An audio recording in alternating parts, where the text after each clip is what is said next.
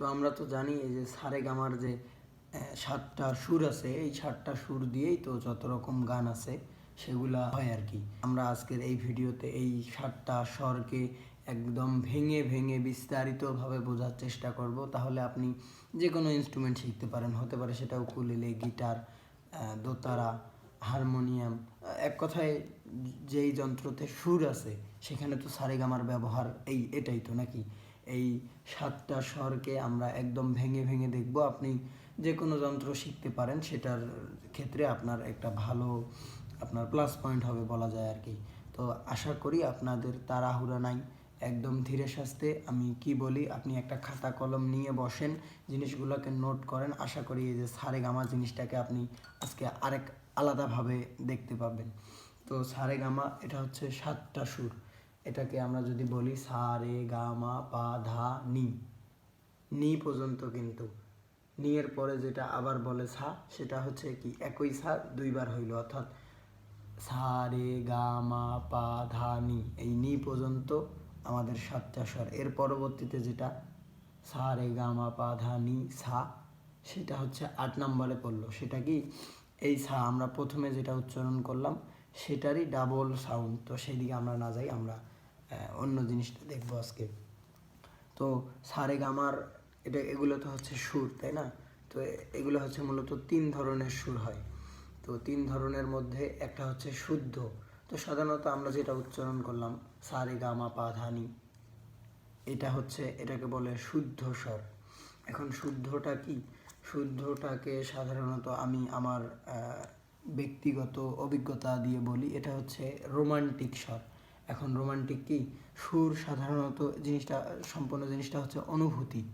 সুর জিনিসটাই হচ্ছে অনুভূতি। এখন আপনার দুঃখ, কষ্ট, আমাদের অনুভূতির যে ব্যাপারগুলো, এগুলো সুর দিয়ে আপনার মনে জাগানো সম্ভব।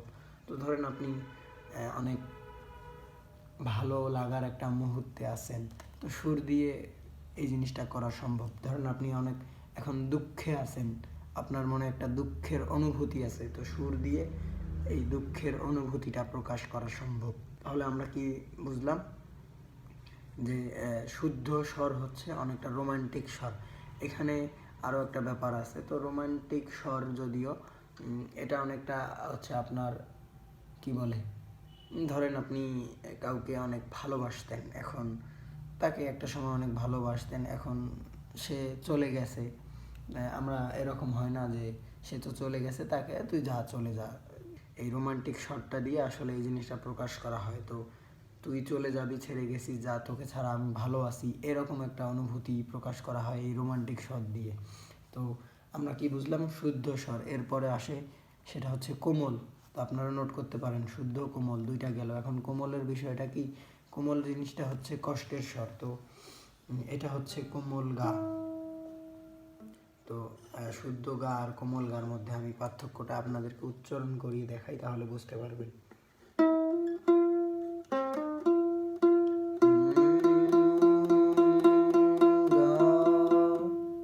আর যদি কোমলটার কথা বলি আমরা,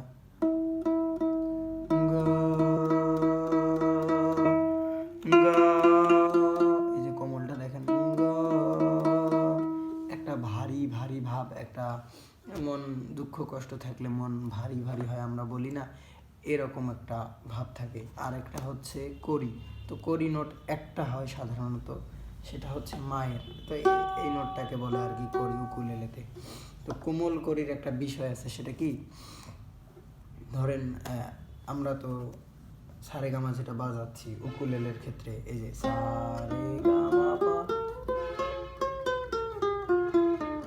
এটা হচ্ছে শুদ্ধ। তো আমরা যদি কোনো নোটের কোমল বের করতে চাই, ধরেন রে, এখন রে থেকে এক ঘর যদি আমরা সামনের দিকে যাই, সেটা আমরা কোমল পাবো। ধরেন এটা গা, এখন গায়ের আমরা কোমল বের করতে গেলে গা থেকে এক ঘর সামনের দিকে। তো এখানে আর একটা কথা আছে, আপনারা নোট করতে পারেন, সা এবং পা, সা এবং পা, এই দুইটা হচ্ছে নিরপেক্ষ স্বর। এখন নিরপেক্ষ কীরকম? এই স্বরটার আমরা অনুভূতি বলি, এই স্বরটার অনুভূতি এমন, সেটা হচ্ছে যে আপনি এটাকে রোমান্টিক স্বরের সাথেও ব্যবহার করতে পারবেন, কষ্টের স্বরের সাথেও ব্যবহার করতে পারবেন। আশা করি আমি জিনিসটা বোঝাতে পেরেছি। অর্থাৎ সা এবং পাকে আপনি চাইলে কষ্টের সুরের সাথেও মিলাতে পারেন, আবার রোমান্টিক সুরের সাথেও মিলাতে পারেন। তো সা এবং পা স্বরটা আসলে এরকম আর কি। তাহলে আমাদের সা এবং পা গেল, তাই না? এখন ধরেন যে আমি কষ্টের সুর বাজাবো, সেক্ষেত্রে আমি সাটাকে নিতে পারি এখন রে, কষ্টের সুর অর্থাৎ কোমল সুর। এই যে এটা হচ্ছে রে, কোমল রে, সা রে। তারপরে গা অবশ্যই কোমল বাজাতে হবে, এই যে এটা শুদ্ধ গা, এটা কোমল, সা রে গা।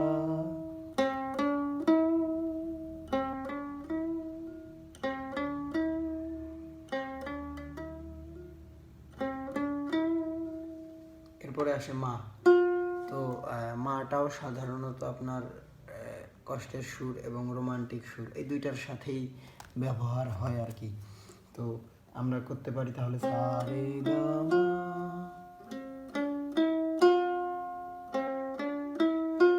এরপরে আসে পা। আমরা তো জানি পা নিরপেক্ষ, আমরা তাহলে কষ্টের স্বরের সাথে ব্যবহার করতে পারবো সা রে গা মা পা। তারপরে ধা, এই যে আমরা জানি শুদ্ধ ধা, এটা অবশ্যই আমাদেরকে কোমল ধা ব্যবহার করতে হবে কষ্টের সুরের ক্ষেত্রে, ধা। এর পরবর্তীতে নি হচ্ছে, এটা অবশ্যই কোমল নি ব্যবহার করতে হবে, নি এর এক ঘর সামনে যেটা। এর পরবর্তীতে চাইলে আবার সাটাকেও ব্যবহার করতে পারেন। তাহলে এটা কি দাঁড়ালো?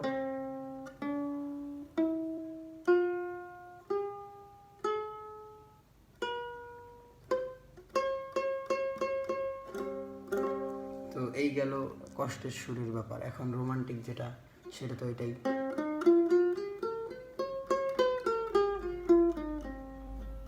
এখন কষ্টের সুর এবং রোমান্টিক সুরের পার্থক্য কি জানেন? এই জিনিসটা আমি একটু দেখাই। তো কষ্টের সুর এবং রোমান্টিক সুরের পার্থক্য হচ্ছে, ধরেন যে এইটা আমাদের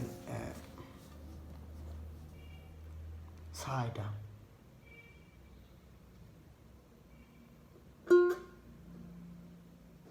ধরেন যে এটা আমাদের রে, রেতে আমরা দেখি এখন রের ক্ষেত্রে কি হয়, শুদ্ধ রেটা এটা, অর্থাৎ এটা হচ্ছে রোমান্টিক সুর। এখন কষ্টের সুর যেটা, সেটা এটা। এখন এই কষ্টের সুরটা রোমান্টিক সুরের চেয়ে এটার সাউন্ড কম। তো অবশ্যই আস্তে আস্তে আমরা যখন এইদিকে উপরের দিকে যাব, সাউন্ড বাড়তে থাকবে। তো এটা এখানে, এটার থেকে যখন আমরা উপরে উঠলাম, তখন এটার চেয়ে অবশ্যই সাউন্ড কম। এখন এই জিনিসটা শুদ্ধ যেটা, সেটার উচ্চারণ এরকম রে, আর যেটা কোমল রে, একটু গলাটা ভারী ভারী হইল।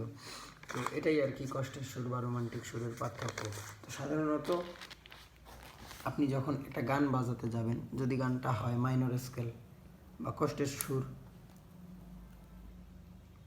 সাধারণত ফোক গানের ক্ষেত্রে কষ্টের সুর এবং রোমান্টিক সুর মিশ্রিত থাকে।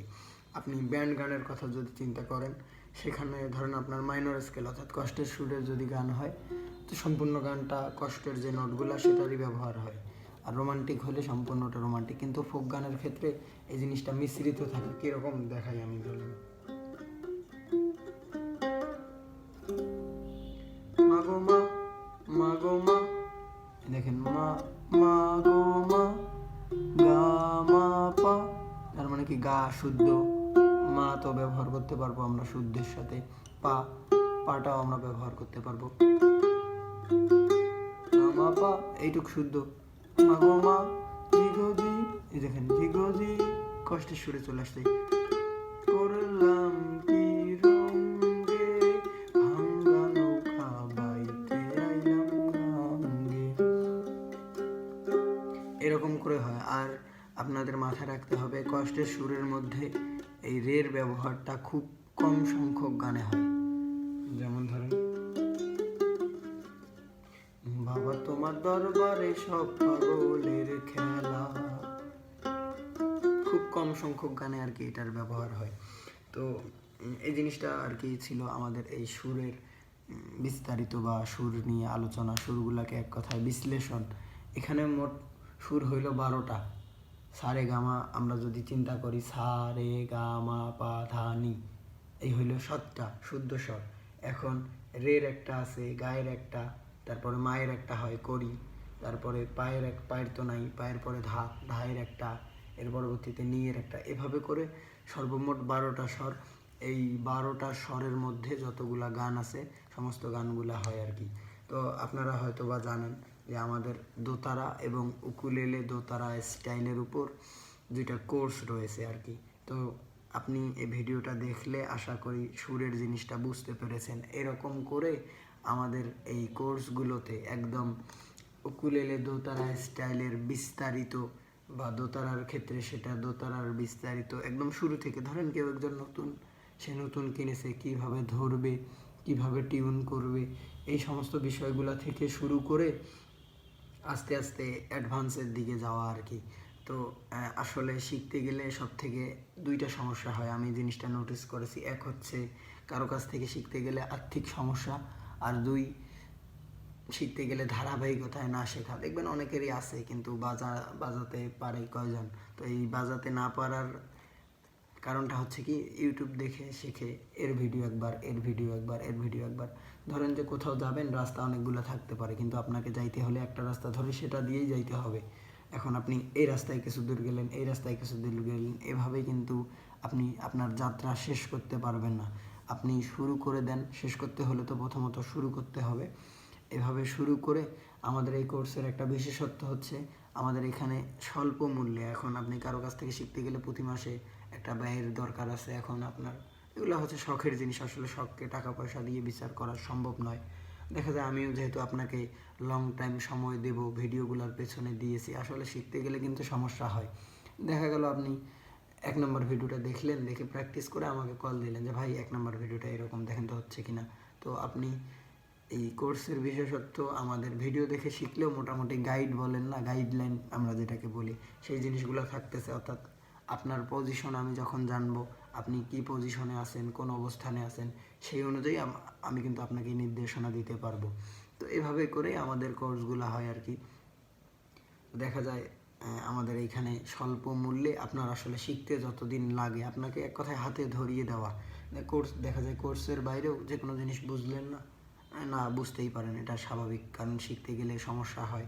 তো যে কোনো সময় আমাকে নক দিলেন। মোটামুটি দেখা যায় আমাদের এই কোর্স, এটার ফলাফল অনেক ভালো। আমাদের এই কোর্সে অনেক স্টুডেন্ট আছে রানিং, অনেকে 2 মাস 3 মাসেও কমপ্লিট করে ফেলছে। এই কমপ্লিট করে ফেলার ব্যাপারটা মোটামুটি সময়ের উপর। আপনার হাতে যথেষ্ট সময় আছে, আপনি সময় দিয়ে প্র্যাকটিস করেন, দেখবেন যে অল্প সময়ে হয়ে যাবে। এখন আপনার হাতে যদি সময় কম থাকে, এটাও স্বাভাবিক, কারণ কি, এটাই তো আমাদের জীবনের মেন লক্ষ্য নয়। আমাদের দৈনন্দিন কাজবাজের ফাঁকে ফাঁকে আমরা শখের পেছনে টুকটাক যেটুক করে সময় পাই, আপনি মাথায় রাখবেন একটা জিনিস, সঠিক একটা গাইডলাইন নিয়ে শুরু করেন। আমাদের এখানে কোর্সে একদম ধারাবাহিকভাবে করা আছে। ধরেন আপনি আজকে এতটুক করলেন, কালকে এতটুক করলেন, এভাবে এভাবে এভাবে করে শেষের দিকে যাবে।